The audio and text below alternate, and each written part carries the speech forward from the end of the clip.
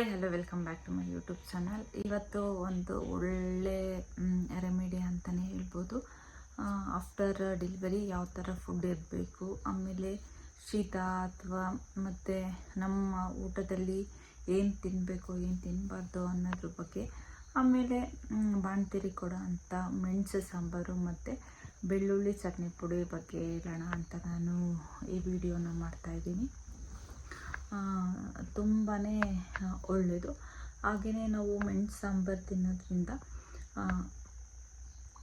ನಮಗೆ ಶೀತ ಮತ್ತು ಇವಾಗ ಬಾಣಂತಿ ಸನ್ನಿ ಅಂತಾರಲ್ವ, ಆ ಥರದ್ದೇನೂ ಆಗೋಲ್ಲ.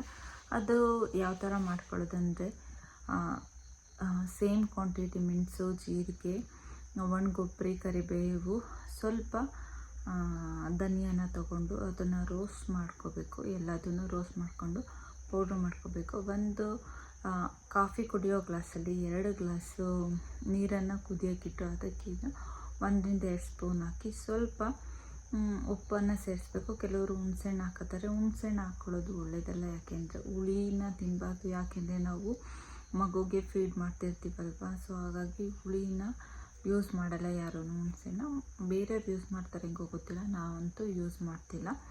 ಅದು ಬಿಟ್ಟರೆ ಬೆಳ್ಳುಳ್ಳಿ ಚಟ್ನಿನ ನಿಮಗೆ ಎಷ್ಟು ಬೇಕೋ 1 ಮುಷ್ಟಿ ಅಥವಾ 2 ಮುಷ್ಟಿ, 1 ವಾರಕ್ಕಾಗೋಷ್ಟು ಅಥವಾ 2 ವಾರಕ್ಕಾಗೋಷ್ಟು ಬೆಳ್ಳುಳ್ಳಿನ ಸಿಪ್ಪೆ ತೆಗೆದು, ಇಲ್ಲಿ ಆಯಿಲ್ನ ಯೂಸ್ ಮಾಡಬಾರ್ದು. ಒಂದು 2 ಮಂತ್ಸ್ ಅಥವಾ 3 ಮಂತ್ಸ್ವರೆಗೂ ತುಪ್ಪ ಹೇಗಿದ್ರೂ ಇರುತ್ತಲ್ವ, ತುಪ್ಪದಲ್ಲಿ ಬೆಳ್ಳುಳ್ಳಿನ ಫ್ರೈ ಮಾಡ್ಕೋಬೇಕು.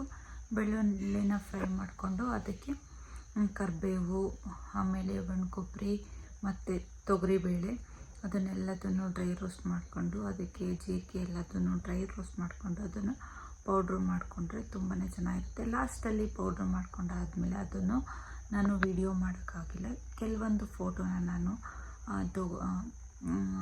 ತೆಗೆದಿರೋದಿದೆ, ಯಾವ ಥರ ಪ್ರೊಸೀಜರ್ ಅನ್ನೋದಕ್ಕೆ. ಅದನ್ನು ನಾನು ಲಾಸ್ಟಲ್ಲಿ ಅಪ್ಲೋಡ್ ಮಾಡ್ತೀನಿ. ಆ ಪೌಡ್ರು ಮಾಡ್ಕೊಂಡಾದಮೇಲೆ ಅದಕ್ಕೆ ಸ್ವಲ್ಪ ಜೀರಿಗೆ ಮತ್ತು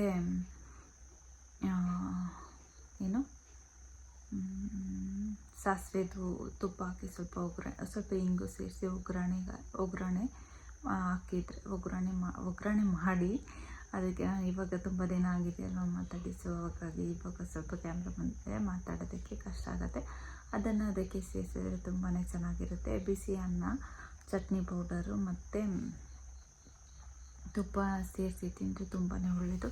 ಹಾಗೆಯೇ ನೀವು ಒಣಗೊಬ್ಬರಿದನ್ನು ಮಾಡ್ಕೋಬೋದು. ಒಣಗೊಬ್ಬರಿನ ರೋಸ್ಟ್ ಮಾಡ್ಕೊಂಡು ಅದಕ್ಕೆ ಜೀರಿಗೆ, ಬೆಳ್ಳುಳ್ಳಿ, ಕರಿಬೇವು ಸೇರಿಸ್ಕೊಂಡು ಅದನ್ನು ಪೌಡ್ರ್ ಮಾಡಿ ಇಟ್ಕೊಂಡು 1 ವಾರಕ್ಕಾಗೋಷ್ಟು ಅಥವಾ ನಿಮಗೆ 15 ಡೇಸ್ ಚೆನ್ನಾಗಿರಲ್ಲ, 1 ವಾರಕ್ಕಾಗೋಷ್ಟು ನೀವು ಮಾಡಿಕೊಂಡು ಅದನ್ನು ತುಪ್ಪದ ಜೊತೆಗೆ ತಿನ್ನೋದ್ರಿಂದ ತುಂಬಾ ಚೆನ್ನಾಗಿರುತ್ತೆ. ಹಾಗೆಯೇ ಹೆಣ್ಮಕ್ಳಿಗೆ ಸೊಂಟಕ್ಕೆ ಶಕ್ತಿ ಅಂತಲೇ ಹೇಳ್ತಾರೆ. ಯಾಕೆಂದರೆ ನಾವು ಮೆಚೂರ್ಡ್ ಆದಾಗ ಕೊಬ್ಬರಿ ಮತ್ತು ತುಪ್ಪ, ಡ್ರೈ ಫ್ರೂಟ್ಸ್ ಎಲ್ಲ ತುಂಬಿ ಕೊಡ್ತಿದ್ರು. ನಾವು ಕೊಬ್ಬರಿ ಎಷ್ಟು ತಿಂತೀವಿ ಅಷ್ಟು ಒಳ್ಳೆಯದು.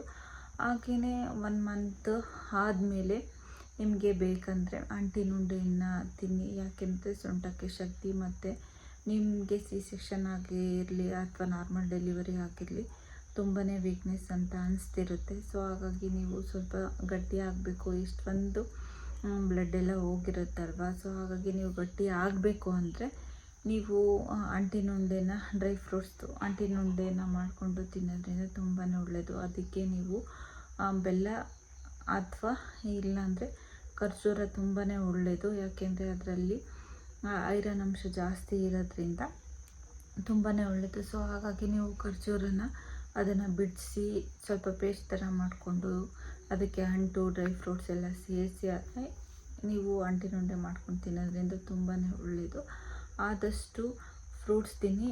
ಬನಾನ ನಾನು ಪ್ರಿಫರ್ ಮಾಡಲ್ಲ, ಎಲ್ಲ ಥರದ ಫ್ರೂಟ್ಸು. ಮತ್ತು ಡೈಲಿ 1 ಎಗ್ ಅಂತೂ ಕಂಪಲ್ಸರಿ ತಿನ್ನಲೇಬೇಕು. ಎಲ್ಲೋ ತಿನ್ನಬೇಡಿ, ಎಗ್ ವೈಟ್ ಮಾತ್ರ ತಿನ್ನಿ. ಹಾಗೆಯೇ ನಿಮ್ಮ ವೆಯ್ಟೂ ಬ್ಯಾಲೆನ್ಸ್ ಆಗುತ್ತೆ. ಮತ್ತು ಏನು ನೀವು 9 ತಿಂಗಳು ನಿಮ್ಮ ವೆಯ್ಟ್ ಗೇನು, ಹಾರ್ಮೋನ್ ಇಂಬ್ಯಾಲೆನ್ಸ್ ಎಲ್ಲ ಆಗಿರುತ್ತಲ್ವ, ಅದೆಲ್ಲ ಕಡಿಮೆ ಆಗುತ್ತೆ ಅಂತಲೇ ಹೇಳ್ಬೋದು. ನಾನು ಅಂದ್ಕೊಂಡಿರಲಿಲ್ಲ ಇದು ಫುಡ್ಡಲ್ಲಿ ತುಂಬಾ ನನ್ನದು ವೆಯ್ಟ್ ಲಾಸ್ ಕೂಡ ಆಗಿದೆ. ಮತ್ತು ಫುಲ್ ಬಾಡಿ ಈಗೇನಂತಾರೆ ಶಾಖ ಬರಬೇಕು ಬಾಡಿ ಅಂತಾರಲ್ವ, ಸೊ ಆ ಥರ ಆಗುತ್ತೆ. ಸೊ ಅದ್ರ ಜೊತೆಗೆ ಡೈಲಿ ಬಿಸಿ ನೀರು ಸೊಂಟಕ್ಕೆ ಅದನ್ನು ತುಂಬಾ ಇಂಪಾರ್ಟೆಂಟ್ ಅಂತಲೇ ಹೇಳ್ಬೋದು. ಸೊ ಆಲ್ಮೋಸ್ಟ್ ನಿಮಗೆ ಈ ವಿಡಿಯೋ ತುಂಬ ಇನ್ಫಾರ್ಮೇಟಿವ್ ಅಂತ ಅಂದ್ಕೋತೀನಿ. ಇನ್ನು ನೆಕ್ಸ್ಟು ನಂದು ಹೇಗಿತ್ತು ಹಾಗೆಯೇ ನೀವು ಡೈಲಿ ರಾತ್ರಿ ಟೈಮು ಊಟ ಆದಮೇಲೆ ಎಲೆ ಅಡಿಕೆ ಅದ್ರ ಜೊತೆಗೆ ಜಾಕಾಯಿನ ತಿನ್ನಿ ಅಂತ ಹೇಳ್ತೀನಿ. ಒಂದು ಜಾಕಾಯಿ ಒಂದು ಸೇರು ತುಪ್ಪಕ್ಕೆ ಸಮ ಅಂತ ಹೇಳ್ತಾರೆ ಅವಾಗಿನವರೆಲ್ಲ. ಅದ್ರ ಜೊತೆಗೆ ಸ್ವಲ್ಪ ಬಜ್ಜಿನೂ ಸೇರಿಸಿ ತಿನ್ನೋದ್ರಿಂದ ನೀವೇನು ತಿಂತಿರ್ತೀರ ಅದು ತುಂಬಾ ಡೈಜೆಷನ್ ಚೆನ್ನಾಗಾಗುತ್ತೆ ಅಂತಲೇ ಹೇಳ್ಬೋದು. ಹಾಗೆಯೇ ಎಲೆ ಅಡಿಕೆ ಹಾಕೊಳ್ಳೋದ್ರಿಂದ ಮಗುಗೆ ನಾವು ಏನು ಫೀಡ್ ಮಾಡ್ತೀವಿ ಹಾಲು ಕಹಿ ಬರಲ್ಲ ಅಂತ ಹೇಳ್ತಾರೆ. ಹಾಗೆಯೇ ಕೆಲವರಿಗೇನು ನನಗೂ ಆಫ್ಟರ್ C-ಸೆಕ್ಷನ್ ಆದಮೇಲೆ ಬಂದು 10 to 12 days ನನಗೆ ಹಾಲು ಬಂದಿರಲಿಲ್ಲ. ಸೊ ಹಾಗಾಗಿ ಏನು ಪ್ರಾಬ್ಲಮ್ ಅಂತ ನನಗೂ ಗೊತ್ತಿರಲಿಲ್ಲ. ಆವಾಗ ನನಗೆ ಡಾಕ್ಟರ್ ಸಜೆಸ್ಟ್ ಮಾಡಿದ್ದು ಮೆಂತ್ಯ ಸೊಪ್ಪು, ಆಮೇಲೆ ಸಬ್ಬಸಿಗೆ ಸೊಪ್ಪು, ಹಸಿ ಸೊಪ್ಪನ್ನ ಜಾಸ್ತಿ ತಿನ್ನಿ, ತರಕಾರಿ ಜಾಸ್ತಿ ತಿನ್ನಿ ಅಂತ ಹೇಳಿದರು. ಸೊ ನಾನು ಸೊಪ್ಪು ತರಕಾರಿನ ಜಾಸ್ತಿನೇ ತಿಂದಮೇಲೆ ನನಗೆ ಆಫ್ಟರ್ 12 days ಆದಮೇಲೆ ನನಗೆ ಬರೋಕ್ಕೆ ಸ್ಟಾರ್ಟ್ ಆಯಿತು. ಅಲ್ಲಿವರೆಗೂ ನಾವು ಫಾರ್ಮುಲಾ ಮಿಲ್ಕೇ ಕೊಡ್ತಿದ್ವಿ. ಈ ಇನ್ಫಾರ್ಮೇಷನ್ ನಿಮಗೆ ತುಂಬಾ ಯೂಸ್ಫುಲ್ ಅಂತ ಅಂದ್ಕೊಂಡಿದ್ದೀನಿ. ಈ ವಿಡಿಯೋ ನಿಮಗೆ ಇಷ್ಟ ಆಗಿದ್ದರೆ ನನ್ನ ಚಾನಲ್ನ ಸಬ್ಸ್ಕ್ರೈಬ್ ಮಾಡಿ. ಹಾಗೆಯೇ ಬೇಕಾಗಿರೋ ಅಂಥದ್ದು, ಆಮೇಲೆ ಈ ಟೈಮಲ್ಲಿ ಏರ್ ಫಾಲು ತುಂಬಾ ಜಾಸ್ತಿ ಆಗ್ತಿರುತ್ತೆ. ಅದಕ್ಕೆ ಯಾವ ಥರದ ಏರ್ ಪ್ಯಾಕ್ ಯೂಸ್ ಮಾಡಬೇಕು ಮತ್ತು ನಾವು ಯಾವ ಥರ ಆಯಿಲ್ನ ಅಪ್ಲೈ ಮಾಡೋದ್ರಿಂದ ಏರ್ ಫಾಲ್ ಕಡಿಮೆ ಆಗುತ್ತೆ ಅನ್ನೋದ್ರ ಬಗ್ಗೆನೂ ನಾನು ವಿಡಿಯೋ ಮಾಡ್ತೀನಿ. ಸೊ ಇವಾಗ ಯಾವ ಥರ ಚಟ್ನಿ ಪುಡಿ ಮತ್ತು ಮೆಣಸಿನ ಸಾಂಬಾರು ಮಾಡೋದಕ್ಕೆ ಏನೇನು ಬೇಕು ಅನ್ನೋದನ್ನು ನಾನು ಇವಾಗ ಅದು ಫೋಟೋಸ್ನ ನಾನು ಲಾಸ್ಟಲ್ಲಿ ಅಪ್ಲೋಡ್ ಮಾಡ್ತೀನಿ, ನೋಡ್ಕೊಂಡು ಬನ್ನಿ. ಈ ಕ್ವಾಂಟಿಟಿಲಿ ನೀವು ತೊಗೊಂಡು ಮಾಡ್ಕೋಬೇಕು. ಈ ಕ್ವಾಂಟಿಟಿಲಿ ತೊಗೊಂಡು ಮಾಡೋದ್ರಿಂದ ನಿಮ್ಗೆ ಒಂದು ಮೆಷರ್ಮೆಂಟ್ ಅನ್ನೋದು ಸಿಗುತ್ತೆ. ಸೊ ಹಾಗಾಗಿ ನೋಡ್ತಿರ್ಬೋದು ಎಲ್ಲದು ಒಂದು ಕಡೆ ಸೇರಿಸ್ಕೊಂಡ್ಮೇಲೆ ನಾನು ತೋರಿಸ್ತೀನಿ. ಇದೆಲ್ಲ ಡ್ರೈ ರೋಸ್ಟ್ ಮಾಡ್ಕೋಬೇಕು. ಡ್ರೈ ರೋಸ್ಟ್ ಮಾಡಿಕೊಂಡು ಮಿಕ್ಸಿ ಮಾಡ್ಕೊಳ್ಳೋದನ್ನು ನಾನು ಇಲ್ಲಿ ಫೋಟೋ ತೊಗೊಂಡಿದ್ದೀನಿ. ಇಲ್ಲಿ 2 ಗ್ಲಾಸ್ ನೀರಿಟ್ಟು ಏನು ಪೌಡ್ರ್ ಮಾಡ್ಕೊಂಡಿರ್ತೀವಿ ಅದಕ್ಕೆ 1-2 ಸ್ಪೂನಷ್ಟು ಹಾಕಿ ಇದಕ್ಕೆ ತುಪ್ಪ ಹಾಕೊಂಡು ತಿನ್ನೋದ್ರಿಂದ ಒಳ್ಳೆಯದು. ಹಾಗೆಯೇ ಬೆಳ್ಳುಳ್ಳಿ ಚಟ್ನಿ ಪುಡಿನೂ ನಾನು ಇಲ್ಲಿ ತೋರಿಸ್ತಾ ಇದ್ದೀನಿ. 1 ಬೌಲ್ ಬೆಳ್ಳುಳ್ಳಿ ತೊಗೊಂಡು ಇದಕ್ಕೆ ಡ್ರೈ ರೋಸ್ಟ್ ಮಾಡಿಕೊಂಡು ತುಪ್ಪದಲ್ಲಿ ಚೆನ್ನಾಗಿ ಹುರ್ಕೋಬೇಕು. ತುಪ್ಪದಲ್ಲಿ ಹುರ್ಕೊಂಡು ಹಾಗೆಯೇ ಅದಕ್ಕೆ ಒಣಕೊಬ್ಬರಿ, ಕರಿಬೇವು ಮತ್ತು ತೊಗರಿಬೇಳೆ ಎಲ್ಲದು ಹುರ್ಕೊಂಡು ಅದು ತಣ್ಣಗಾದ್ಮೇಲೆ ಈ ಥರ ಪೌಡ್ರ್ ಬರುತ್ತೆ. ಈ ಪೌಡ್ರಿಗೆ ಸ್ವಲ್ಪ ತುಪ್ಪದಲ್ಲಿ ಸಾಸಿವೆ, ಜೀರಿಗೆ, ಒಗ್ಗರಣೆ ಕೊಟ್ಟರೆ ಆಯಿತು, ಇದು chutney powder.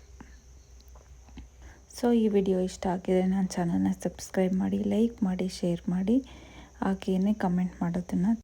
Thanks for watching.